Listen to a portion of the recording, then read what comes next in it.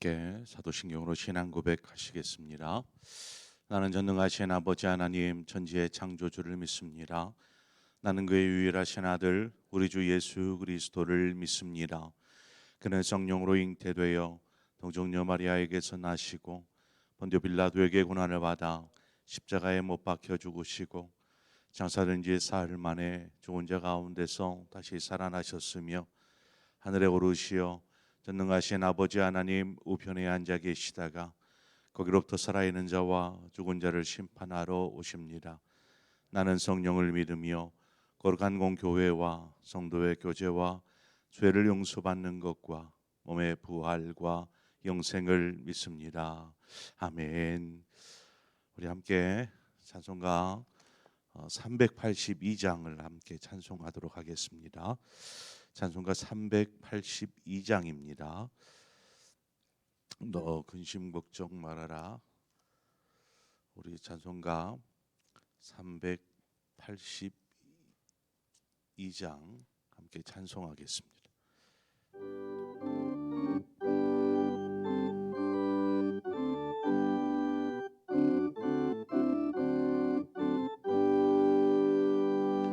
너 근심 걱정 말아라. 주 너를 지키리. 주 날개 밑에 거하라. 주 너를 지키리. 주 너를 지키리. 아무 때나 어디서나 주 너를 지키리. 늘 지켜주시리. 어려워 낙심될 때에 주 너를 지키리. 위험한 일을 당할 때 주 너를 지키리. 주 너를 지키리. 아무 때나 어디서나 주 너를 지키리. 늘 지켜주시리.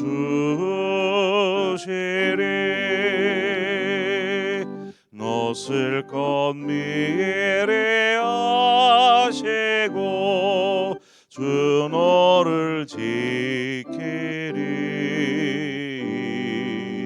구하는 것을 주시며 주 너를 지키리. 주 너를 지키리. 아무 때나 어디서나 주 너를 지키리. 늘 지켜주시리. 어려운 시험 당해도 주 너를 지키리. 구주의 품에 거하라. 주 너를 지키리. 주 너를 지키리. 아무 때나 어디서나 주 너를 지키리. 늘 지켜주시리.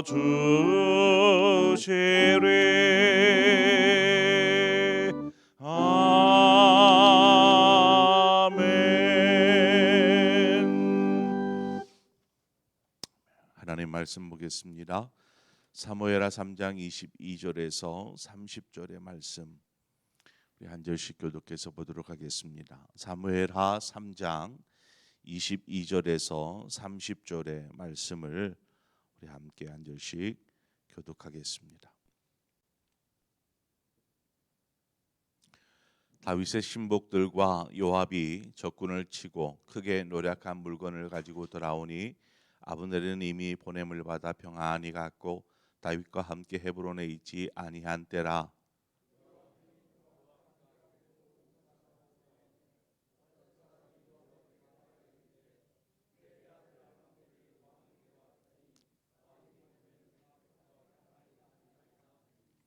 요압이 왕에게 나아가 이르되 어찌하심이니이까. 아브넬이 왕에게 나아갔거늘 어찌하여 그를 보내 잘 가게 하셨나이까.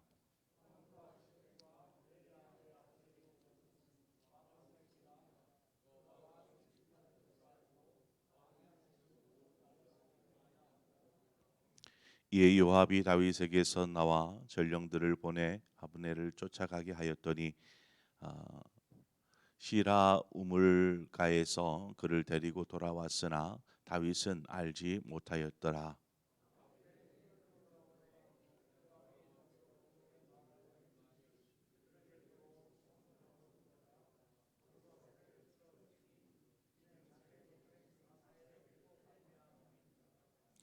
그 후에 다윗이 듣고 이르되 내레 아들 아브넬의 피에 대하여 나와 내 나라는 여호와 앞에 영원히 무죄하니 그 죄가 요압의 머리와 그의 아버지의 온 집으로 돌아갈지어다.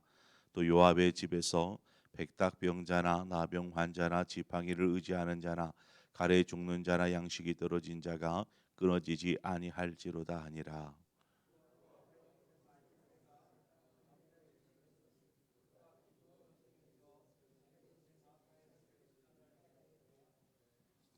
아멘. 아브넬이 다윗을 찾아와서 다윗에게 이스라엘의 왕이 될 수 있도록 자신이 협조하겠다. 그래서 이스라엘 백성들의 마음을 모아서 당신을 왕위에 오를 수 있도록 제가 힘쓰겠습니다. 이 약속을 합니다. 다윗이 다윗에게 그렇게 한다라는 것은 아브넬 자신도 뭔가 이득이 있어야 되지 않겠습니까? 그래서 다윗이 왕 위에 올랐을 때에 자신이 지금 가지고 있는 그 총사령관으로서의 직을 계속 유지할 수 있도록 약속을 받아냅니다. 그러니까 자신은 직을 유지하고 다윗은 왕이 되고 하는 이러한 약속이 둘 사이에 이루어진 것이죠. 자, 이제 그렇게 아브넬은 다시 이스라엘로 돌아갔습니다. 요압이 다윗의 용사였고 다윗의 용감한 용사인 요압, 그는 지금 유다의 군대 장관으로 있습니다. 이 요압이 적들을 물리치고 헤브론으로 돌아와 보니까 다윗과 아브넬 사이에 있었던 그 일을 듣게 됩니다. 요압이 다윗에게 와서 자신들과 싸우지 않았습니까? 유다와 이스라엘이. 그리고 자신의 동생도 그 싸움에서 죽게 되고 또 여러 용사들이 죽음을 당했습니다. 이처럼 서로 대적하는 사이였는데 어떻게 아브넬이 이곳에 와서 평안하게 왕과 이야기 나누다가 또 평안하게 돌아갈 수 있게 된 것인지에 대하여서 따지듯 묻습니다. 그뿐만이 아닙니다. 아브넬이 지금 뭔가를 꾸미고 있다라는 이야기를 꺼내게 되죠. 만약 다윗이 온 이스라엘의 이제 왕이 되었을 때에 어떻게 될까 한번 생각해 보십시오. 다윗이 이제 유다의 왕뿐만 아니라 이스라엘에서도 왕이 되었을 때에 이제 통일 이스라엘이죠. 통일된 이스라엘의 총 사령관으로서 아마 아브넬이 그 직에 오르게 될 것이 분명합니다.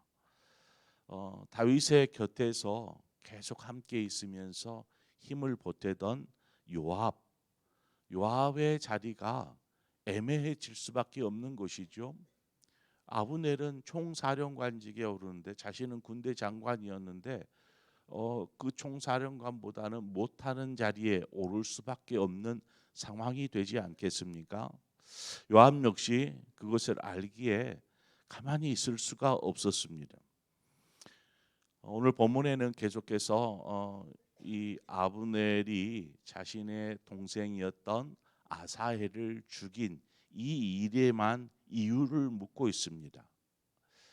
요압이 아브넬을 죽이려고 한 것은 자신의 동생을 죽였기 때문이다라는 것이죠. 그러한 의미에서라도 요압은 가만히 앉아 있을 수 없었습니다.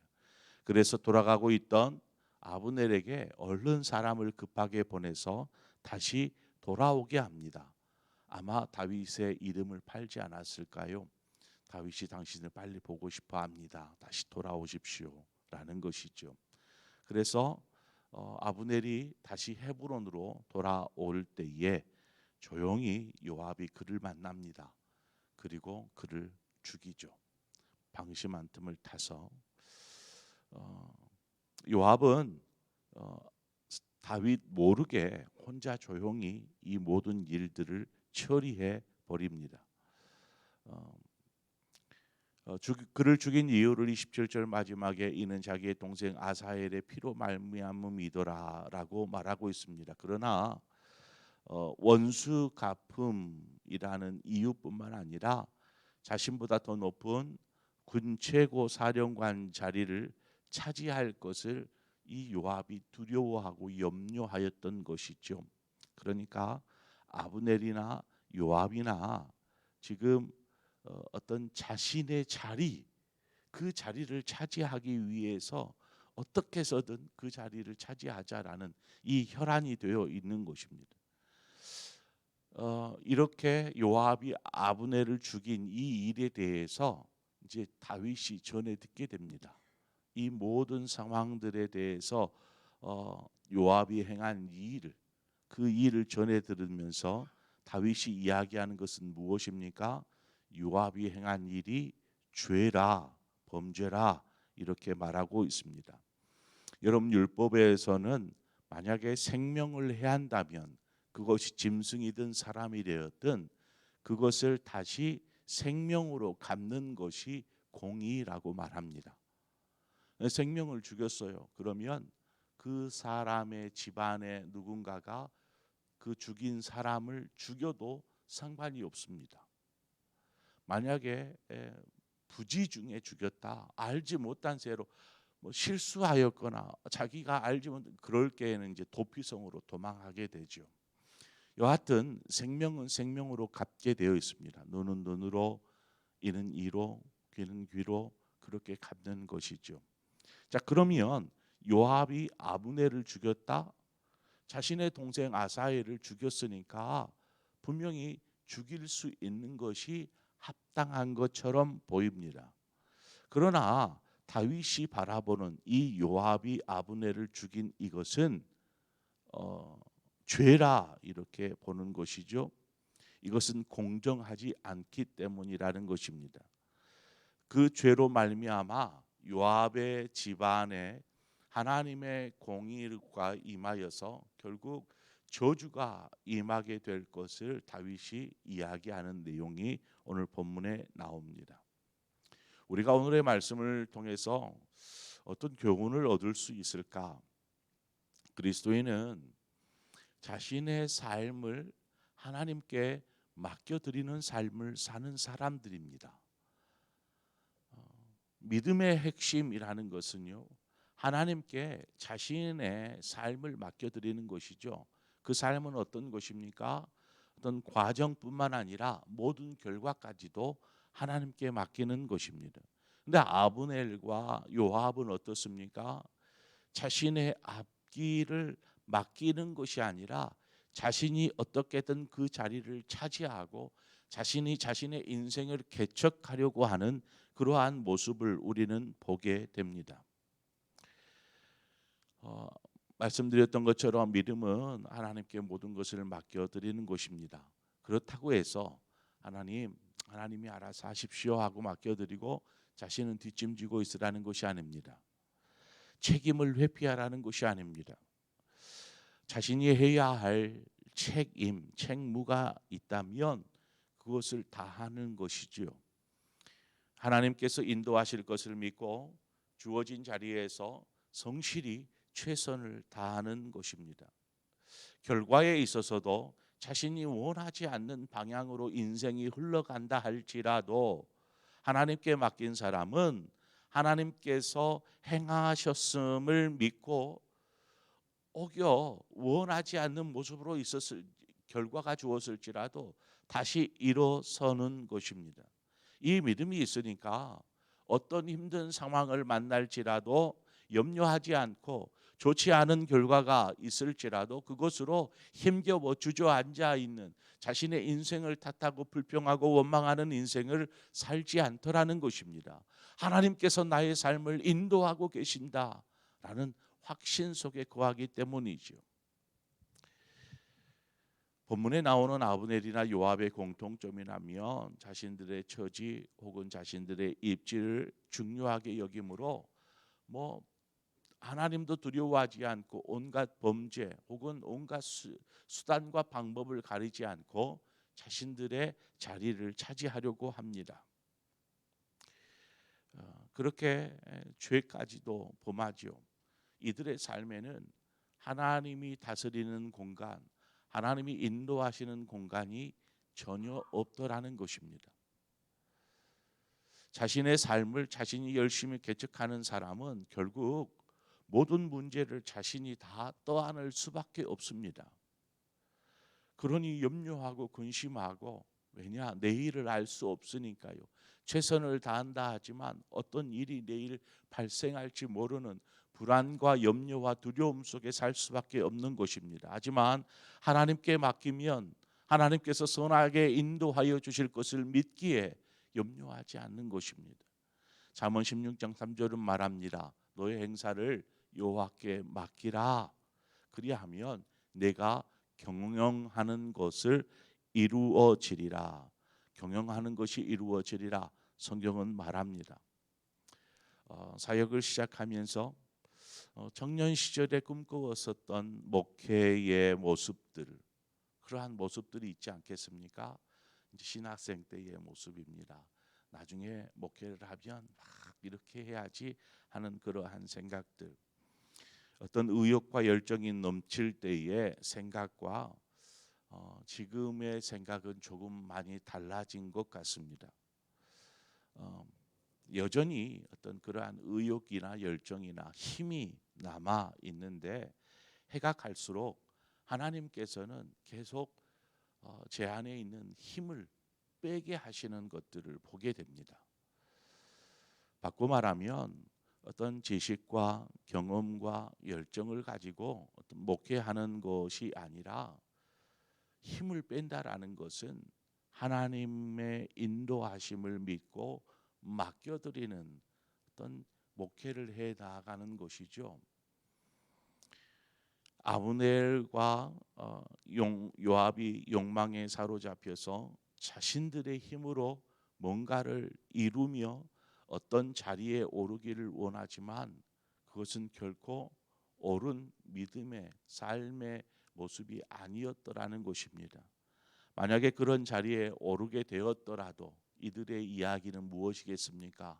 나의 힘, 나의 능력, 내가 이루었어 하면서 모든 영광을 자신들이 취하게 될 것입니다. 우리의 삶을 하나님의 영광을 위한 삶이기에 삶의 모든 과정, 결과까지도 우리는 하나님께 맡겨드릴 수 있어야 합니다. 뿐만 아니라 주어진 오늘 하루의 삶을 신실한 믿음으로 걸어갈 때에 하나님께서 오늘 너의 모든 경영을 이루시리라 말씀하시는 것이죠. 하나님은 아브넬을 통해서 이스라엘 백성들의 마음을 다윗에게로 이렇게 향할 수 있도록 돕게 하셨습니다. 그런데 중요한 것은 아브넬은 자신의 야욕에 의해서 결국 죽음을 당하고 말았다라는 사실이죠. 다윗을 보세요. 하나님 앞에 모든 것을 맡긴 다윗의 뜻은 지금 이루어지고 있습니다. 아브넬을 통해서 이스라엘 백성들의 마음들이 다윗을 향할 수 있도록 이미 일하고 계셨습니다. 하지만 아브넬은 자신의 야욕에 결국 죽임을 당했습니다. 무엇을 봅니까? 하나님께서 다윗이 막 이스라엘 백성들의 마음을 사서 당신들 나는 하나님으로부터 기름 부음 받은 사람이니까 왕으로 이렇게 인정해 달라 이렇게 하지 않았습니다. 하나님께서 이미 일하고 계셨더라는 것입니다. 하나님께 맡기는 삶은 하나님이 일하십니다. 보이지 않게 일하고 계십니다. 그리고 나중에는 이스라엘의 모든 장로들이 헤브론에 있는 다윗을 찾아옵니다. 그리고 우리의 왕이 되어 주십시오. 다윗은 가만히 있었어요. 그런데 하나님께서 이렇게 일을 이루시더라는 것입니다. 우리의 삶을 하나님께 온전하게 맡겨드릴 때 하나님은 우리의 삶 가운데서 일하시고 또한 선한 결과들을 얻게 하여 주실 줄 믿습니다. 우리가 꿈꾸는 선한 결과를 위해서 힘쓰지 말고 좀 그 힘을 좀 빼고 하나님께 맡겨드리는 삶, 바로 그 삶을 사시는 저와 여러분의 삶이 되어지기를 축원합니다. 기도하겠습니다. 좋으신 하나님 아버지, 은혜를 감사합니다. 우리에게 주어진 삶을 사는 동안 뭔가 이루고자 하는 우리 안에 의욕과 어떤 열정들이 힘이 있습니다. 하나님, 우리가 가진 것으로 뭔가를 이루려 하는 그러한 인간의 욕심된 야욕들이 우리 안에 있을 때에 우리가 그 일들을 이루기 위해서 얼마나 머리를 싸매고 또 염려하고 또 알 수 없는 내일을 향한 두려움을 갖겠습니까? 이제는 우리가 우리의 주어진 삶을 하나님께 맡겨드림으로 하나님께서 우리를 선하게 바른 길로 인도하여 주실 것을 믿기에 조금도 염려하지 않고 두려워하지도 않고 설령 우리가 가는 그 길 속에 또한 어려움이 있고 또 우리가 원치 않는 길을 가게 될지라도 하나님께서 우리를 선하게 인도하신 것을 믿고 맡겨드리면서 그렇게 믿음으로 신실하게 하루하루를 걸어가는 우리 모든 삶이 될 수 있도록 인도하여 주시옵소서. 하나님, 욕심이 잉태해서 죄를 낳듯이 하나님 우리 안에 있는 욕심들, 더 나아지고 싶어하는, 더 좋은 자리에 앉고 싶어하는, 더 좋은 환경에 거하고 싶어하는 욕심들이 있습니다. 하지만 그 욕심에 삼킨 바 되지 않게 하여 주시고 오직 하나님의 뜻을 이루는 삶을 사는 우리 모든 성도들 되게 하여 주시옵소서. 인도하실 것을 믿고 예수 그리스도의 이름으로 기도합니다. 아멘. 오늘 이 시간 우리 함께 기도할 때에 오늘 주신 말씀을 생각하면서 말씀 속에서 하나님께서 우리로 하여금 깨닫게 하신 것이 있다면 또 나에게 들려주는 음성이 있다라면 그것을 가지고 우리가 함께 하나님 앞에 기도하며 나아가도록 하겠습니다. 뿐만 아니라 우리 가정을 위해서 함께 기도하십시다. 우리 자녀들을 위해서 기도하고 사랑하는 남편을 위해서, 아내를 위해서, 우리의 가족을 위해서 기도하되 무엇보다도 믿음의 가정으로 세워지게 하시고 하나님께서 우리의 가정의 가장 주인이 되어 주시옵소서. 우리 가정을 위해서 기도하고 또 여러분 각자 기도의 제목으로 기도하시다 자유롭게 돌아가시겠습니다. 함께 기도하겠습니다. 참 좋으신 하나님 아버지, 은혜와 사랑을 감사합니다. 하나님께서 우리를 부르시고 인도하여 주시옵소서. 하나님,